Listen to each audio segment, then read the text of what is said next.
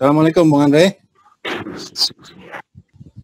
Waalaikumsalam warahmatullahi wabarakatuh.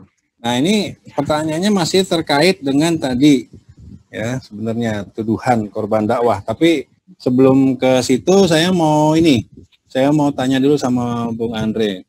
Informasi yang saya dengar dulu, kan kita juga pernah ngobrol bahwa Bung Andre ini mu'alaf ya. Mungkin baru menerima hidayah dan masuk Islam ini kurang lebih 2 tahun ini ya, Bung Andre ya. Alhamdulillah saya mengucapkan 2 kalimat syahadat tanggal 24 April 2019, jadi masih belum genap. Belum genap 2 tahun ya, baru setahun lebih ya. Ya, alhamdulillah. Nah, ini terkait dengan tadi interaksi dakwah. Tentunya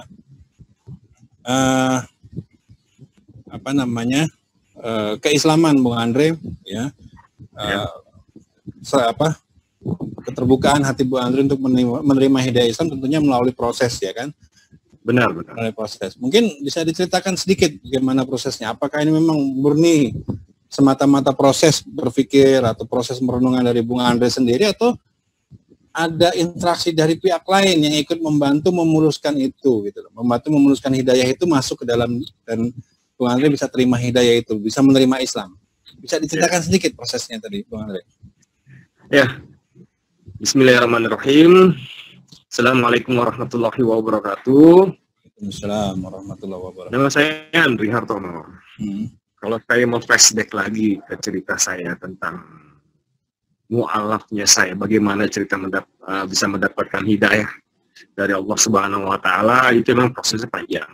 Ya. Karena saya lahir dari keluarga Kristen Protestan, dan keluarga besar saya juga Kristen Protestan.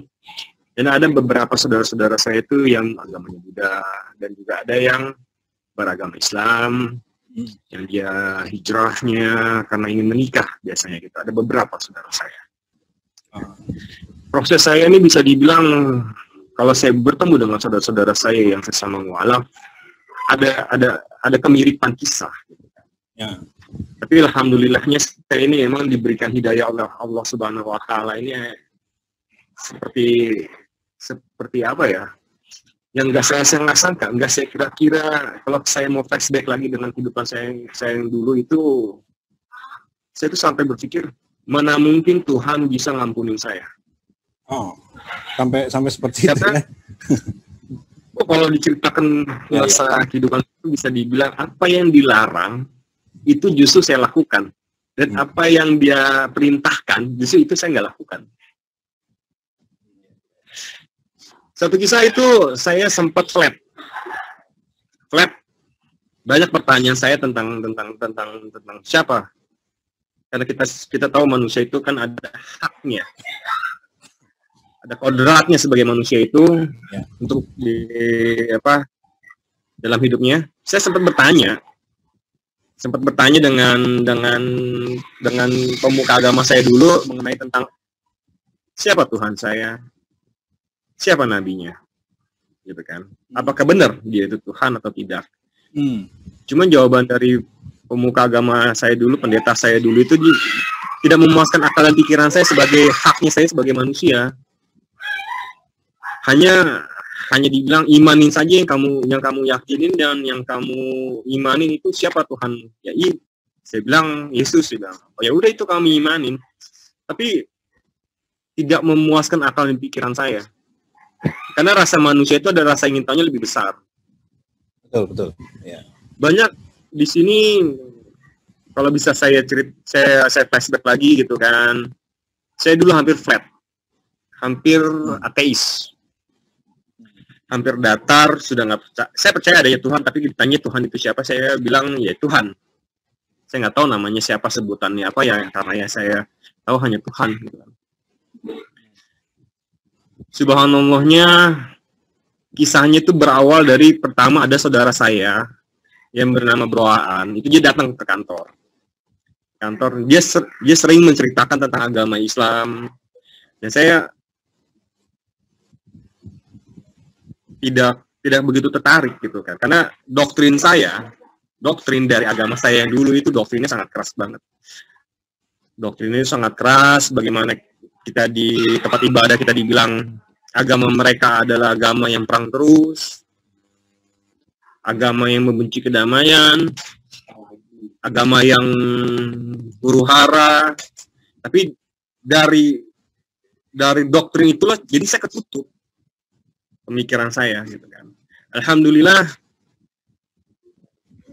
saya diberi hidayah ini oleh Allah Subhanahu wa taala. Apa ya kalau saya bilang ya? Dia bisa dibilang yakin tak yakin pertama saya. Keraguan saya ada, tapi itu hanya syaitan kalau kata ustaz saya. Akhirnya saya memutuskan untuk hijrah, untuk mengambil hidayah ini gitu kan. Ya alhamdulillah Allah yang telah memberi saya hidayah gitu kan. Kalau saya ditanya menceritakan pengalaman menjadi mualaf saya, itu kalau saya bilang nggak bisa diceritakan lagi. Udah pengalaman yang sangat bahagia. Karena salah satu nikmat yang saya rasakan itu adalah nikmat hidup, nikmat Islam dan nikmat iman. Ya. Selebih itu sudah tidak ada lagi. Karena dulu kehidupan saya itu udah hancur banget, parah. Jadi apa yang belum pernah saya lakukan, saya lakukan. Ya, jadi proses hijrahnya itu memang pasti butuh waktu gitu ya, butuh proses untuk sampai kemudian alhamdulillah bulat hati, tekad untuk mengambil dan menerima hidayah. Tapi dalam proses itu ada tentunya ada yang diajak untuk berinteraksi, berdiskusi, tentu ada ya. Ya, ada. Artinya, waktu itu saudara saya bernama Bro Aan. Ya. Artinya ada orang yang datang dan berdakwah kepada Bang Andre gitu ya. Benar. Ya, pertama kali yang saya tanya, ketemu sama dia gini, apa hebatnya agamamu dengan agama saya? Siapa Tuhanmu? Saya punya Tuhan gitu kan. Nah, hebatnya di Islam itu bisa diperdebat, bisa didiskusikan, dan bisa dipertanyakan. Bisa dijawab. Sempat saya bertanya tentang, ya, jadi bisa dijawab jelas. Dia bilang, saya punya Tuhan yang bernama Allah Subhanahu wa Ta'ala. Siapa Allah itu? Dan saya punya di Islam, dia bilang saya punya Nabi, utusan Allah. Kan mungkin Tuhan itu tidak ada utusannya. Ya. Nah, pada saat saudara saya ini bertanya kepada saya, siapa Tuhanmu? Saya bilang, Yesus Kristus. Siapa nabimu? Saya tidak bisa menjawab. Saya tidak bisa menjawab karena di agama saya dulu meyakini dia itu adalah Tuhan. Ya. Akhirnya saudara saya ini memutuskan, kalau untuk lebih jelas lagi, boleh gak saya ngundang Pak Andre untuk hadir di dalam kajian kami. Jadi saya waktu itu karena tanda tanya saya begitu besar dalam hidup saya gitu kan. Akhirnya saya datang di dalam pengajian itu, biarpun saya masih non muslim. Ya. Jadi habis saya ngaji, banyak pertanyaan saya yang saya bilang, untuk apa? Ustaz saya bertanya, untuk apa kamu hidup? Ya, saya cuma bisa jawab, ya saya hidup hanya untuk bekerja, mencari nafkah, untuk beranak pinak atau menikah menurut garis keturunan, udah. Jadi tidak ada yang lebih spesifik lagi. Gitu kan. Tapi di Islam inilah saya jadi tahu fungsi saya sebagai makhluk ciptaan Allah apa, hak saya apa. Ya. Itu tadi proses keislamannya. Kemudian setelah memeluk Islam, ini kan kemudian Bung Andre malah kemudian di samping tentunya tetap terus mendalami Islam, tapi juga sekarang malah aktif atau ikut malah berdakwah gitu ya. Ya, alhamdulillah. Ajaran Islam secara kafah gitu kan kepada semua orang lah gitu ya, kepada yang mungkin kalau Bung Andre pada yang non muslim juga, bahkan kepada yang muslim juga banyak akhirnya banyak terjun di dalam dakwah akhirnya gitu. Ya, alhamdulillah. Nah, sementara ada statement tadi yang disebutkan bahwa tuduhan bahwa dakwah itu ternyata kalau nggak tepat bisa berbahaya gitu. Bang Andre sendiri sebagai orang yang menerima Islam melalui proses dari berpikir dan melalui interaksi dakwah, dan kemudian sekarang juga Bang Andre melakukan aktivitas berdakwah gitu ya, menyampaikan Islam kafah kepada semua orang. Bagaimana melihat hal ini gitu? Melihat pernyataan-pernyataan seperti ini gitu. Seolah-olah dakwah itu menjadi sebuah ancaman. Seolah-olah dakwah itu menjadi sesuatu yang menakutkan seperti monster gitu. Gimana Bung Andre melihatnya? Ustadz saya berkata kepada saya, amal berbanding lurus dengan pemahaman. Kalau pemahaman kamu bagus, tentulah amalmu bagus. Saya hijrah, saya ngaji. Untuk kisah yang paling menarik dari saya apa? Saya dulu benci dengan Islam. Jadi saya sampai saya melakukan apa yang dia larang, tapi tidak melakukan apa yang dia perintah, gitu kan. Dulu saya sampai saya benci Islam. Kejadian Maha Suci Allah yang memutarbalikkan hati dan keadaan. Ini saya yakin dan percaya karena ini yang saya alami. Tahun 98 itu adalah tragedi bagi orang Tionghoa. Ya. 98 itu ada satu tragedi kejadian yang sangat menyakitkan bagi orang Tionghoa. Itu awal mulanya saya benci dengan agama Islam adalah di tahun 98. Sebenarnya sebelumnya juga saya mendapatkan intimidasi sebenarnya, seperti kayak masih kecil kita sering dipanggil Cina. Karena konotasinya menurut pemikiran saya adalah orang Cina adalah orang dari Cina daratan yang datang ke Indonesia. Itu baru bisa dibilang orang China. Tapi kalau kayak saya yang lahir di Indonesia ini adalah yang disebut adalah orang Tionghoa. Jadi dia lahir di Indonesia, mempunyai domisili di Indonesia dan memilih KTP di Indonesia. Nah, kalau saya sebut itu adalah orang Tionghoa. Awal mula saya benci sama Islam tahun 98. Tiba-tiba keluarlah. Belum lama habis 98 saya mengenal namanya FPI. Apa sih itu? Ormas apa sih itu? Orang lagi berdagang dirusak. Orang lagi jualan dirusak.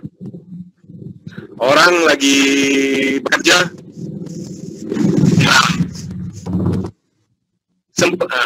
tapi saya nggak lihat dari sisi baiknya. Saya nggak lihat dari sisi positifnya, tapi yang saya lihat adalah dari sisi negatif karena doktrin saya dulu di agama saya dulu, saya emang di doktrinnya sangat kuat. Gitu kan. Saya nggak lihat dia berdagang di bulan puasa. Saya nggak lihat dia jualan minuman keras.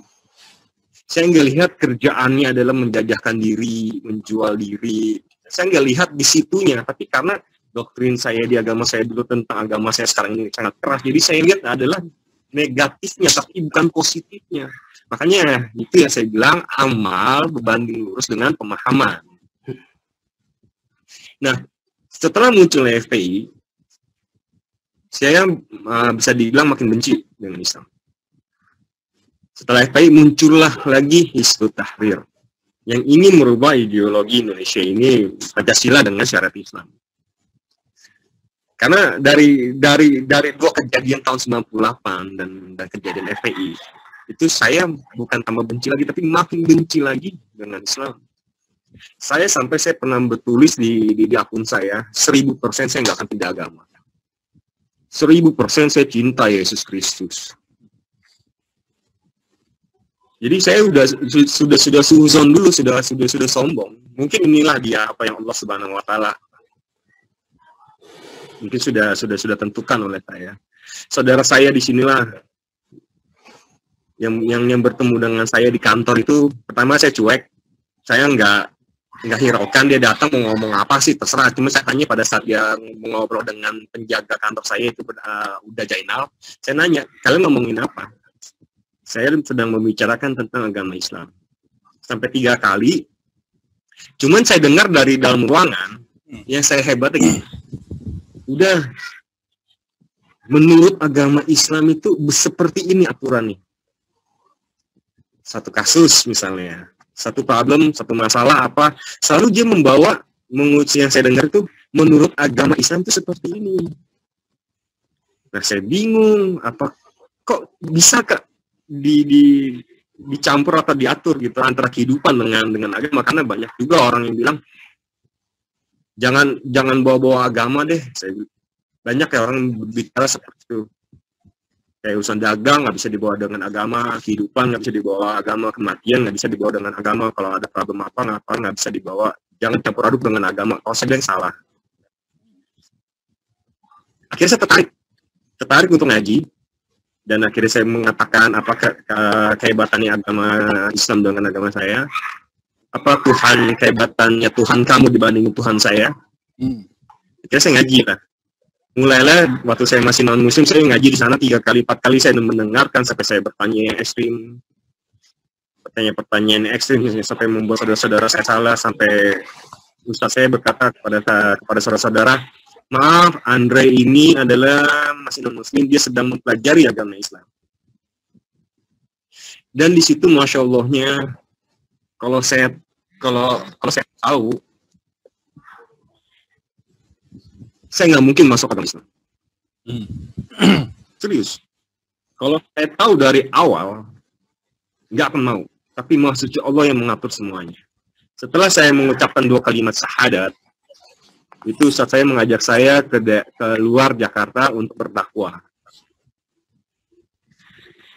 Setelah saya keluar ke Jakarta, keluar dari luar Jakarta, akhirnya saya berdakwah atau membagikan kisah hijrah saya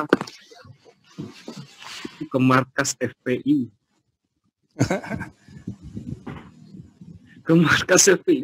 Yang saya tanya, kita mau kemana? Kita mau berdakwah, yaitu di waktu itu nggak salah tahun baru Hijriah. Kamu menceritakan pengalaman Hijriah kamu. Oh, kemana Ustaz? Udah, kamu dengar aja. Dan waktu itu saya nggak tahu saya kemana. Jadi semua pemikiran saya yang jelek tentang Islam ini, Allah Subhanahu wa Ta'ala jawab dengan kenyataan. Di mana saya pada saat saya berdakwah di luar Jakarta itu di markas FPI, mereka merangkul saya, menerima saya, menjamu saya tanpa ada perbedaan. Misalnya, lu putih, lu sipit, rambut lu lurus, enggak. Itu makanya saya langsung kayak 180 derajat. 180 derajat, ternyata pemikiran saya ini salah. Yang kedua, saya sering bertanya kepada saudara saya, nama pengajian kita ini apa sih? Aliran kita ini apa? Saudara saya itu nggak mau jawab. Setelah dia lama, mungkin setengah tahun saya ngaji, saya belajar, akhirnya saudara saya itu mengucapkan Tahrir. Itu makin saya kaget lagi. Jadi selama ini yang saya benci, yang saya anggap monster gitu ya, radikal lah, akla atau apalah, Allah Subhanahu wa Ta'ala tuh buktikan. Waktu saya masih Kristen, saya bertanya tentang agama Islam apa, mereka merangkul saya, menjamu saya dengan baik, tidak ada perbedaan. Makanya disitulah yang saya bilang amal berbanding lurus dengan pemahaman. Setelah saya tahu, saya mengaji di Tahrir. Setelah saya tahu nyata yang mengislamkan saya adalah Hizbut Tahrir. Tiba-tiba orang berkata jelek tentang Hizbut Tahrir. Hizbut Tahrir itu kan dilarang oleh pemerintah, dicabut izinnya. Nah, reaksi Anda sendiri gimana melihat itu? Itu menurut saya aneh. Itu saya kaget, malah saya bilang gini, kamu sudah cari tahu belum seperti apa itu pengajian Hizbut Tahrir? Belum, saya tahu hanya dari televisi, karena saya tahu pemimpin ini, salah satu pemimpin bilang dilarang. Saya bilang nggak bisa gitu. Kamu harus rasakan dulu. Karena apa? Saya bisa mengucap seperti ini karena apa? Saya yang merasakan sendiri. Makanya saya bilang, kalau saudara saya itu yang memberitahu saya dari awal adalah kita ini dari Hizbut Tahrir ngajarin Islam ke kamu, saya nggak akan mau. Tapi Allah Subhanahu wa Ta'ala lah yang memutarbalikkan hati dan keadaan, yang mengatur semuanya. Makanya saya bilang subhanallah, maha suci Allah. Itu saya sampai merinding sekarang, saya tuh masih nggak nyangka. Makanya orang kalau misalnya beranggapan HTI itu radikal, saya bilang enggak. Itu salah besar. Iya. masih berdasarkan Al-Quran, Sunnah. Ya. Makanya saya setelah saya Islam, saya datang ke acara 212. Itu saya datang bersama abang saya. Itu abang saya petakut. Abang masih non-muslim waktu itu? Enggak, maksudnya abang saya yang bernama Bang Umar. Bang Umar Baceng. Iya. Jadi saya datang ke acara 212 bersama Bang Umar dan bersama satu orang saudara saya dari Malaysia. Begitu antusiasnya saya, begitu semangatnya saya pada saat salaman salaman sama orang yang ada di saudara-saudara kita. Dari mana? Dari Solo. Dari mana? Dari Surabaya. Dari mana? Dari Malang. Saya berani bilang saya dari Hizbut Tahrir. Karena saya tuh ingin sekali memberitahukan kepada saudara-saudara kita yang negatif terhadap Hizbut Tahrir ini. Ternyata Hizbut Tahrir nggak gitu. Ya. Nggak radikal. Ya. Itu saya bilang salah lah. Itu kalau saya bilang salah sasaran lah. Ya, betul. Itu kan memang ini stigma yang dibuat. Jadi intinya yang dibuat. Ya, betul. Terima kasih ini Bung Andre atas testimoninya nih. Ini menarik sekali. Jadi kalau tadi kan ada orang yang melaporkan Ustadz Ismail Yustanto karena dituduh masyarakat Indonesia jadi korban dakwah gitu. Berarti Bung Andre termasuk salah satu jadi korban dakwahnya gitu. Tapi apa? Kalau dibilang Hizbut Tahrir radikal yang mendakwahkan khilafatul radikal, kalau melihat Bung Andre nggak ada radikal-radikalnya kok, imut kok. Jadi nggak ada radikal-radikalnya sama sekali gitu, dari tampangnya nggak ada radikal-radikalnya, ya malah imut ya, ganteng gitu. Nah, karena alhamdulillah hidayah sampai kepada. Ya, tapi kan sekarang lagi dibuat aturan baru kan? Ya itu. Ustadz cakep, yang ganteng katanya. Good looking ya, good looking. Orang-orang good looking. Ya, good looking katanya. Ya itulah semua dipakai, digunakan untuk kepentingan penguasa, apapun yang mereka mau bisa aja mereka buat gitu ya. Baik, terima kasih Bung Andre.